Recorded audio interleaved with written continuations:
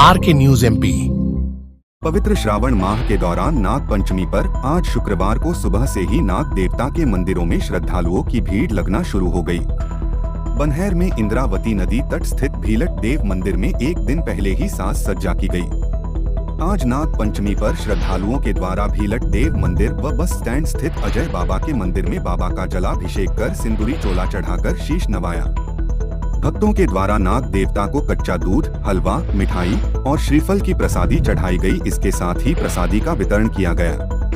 भक्तों के द्वारा दर्शन पूजन दोपहर 12 बजे तक चलता रहा।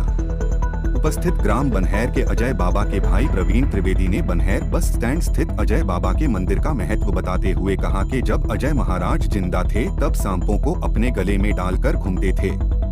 अपने साथ 2 सांप हमेशा रखते थे।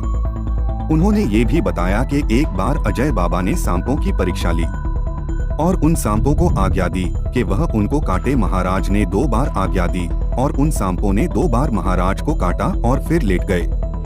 उन्होंने बताया कि सन 2002 में अजय बाबा की मृत्यु के बाद यहाँ पर समाधि स्थल बनाया गया और आज भी उनके इस समाधि स्थल पर नागों और सांपों का हमेशा आना जाना लगा रहता है। बिस्टान से दिग्विजय सिंह की रिपोर्ट। वो गांव में से उनसे या कोई कालबिल्लिया लाए तो उससे खरीद के अपनी खेती की ज़मीन बेच के गिरवे गाटे रख के अजय बाबा यहाँ उसको छुड़वा देते थे।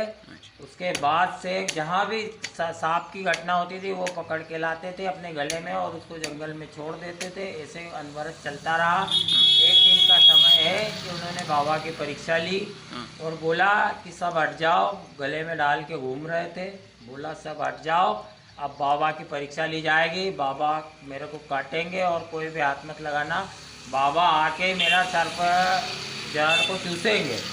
तो बाबा को उन्होंने आज्ञा दी कि बाबा मेरे काटो। तो बाबा ने एक बार काटा, फिर आज्ञा दी, दूसरी बार काटा, फिर जाके वो घर गए, बुजुर्गों को प्रणाम किया और सो गए। और ये बताया गया कि आप सब हट जाए, बाबा आएंगे। बाबा रात भर उनके सिर पे बैठे रहे, पब्लिक हटी नहीं, जिसके कारण से ये घटना नहीं हो सकी कि उनको जिंदा कर सके। उसके बाद भी उनकी मृत्यु के पश्चात उनको यहाँ मंदिर के यहाँ पर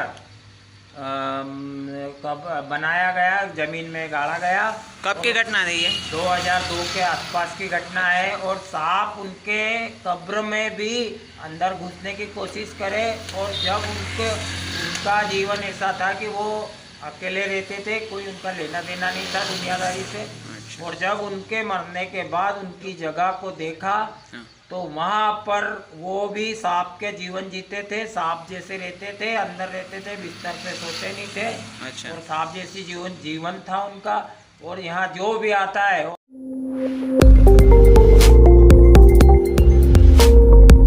RK न्यूज MP।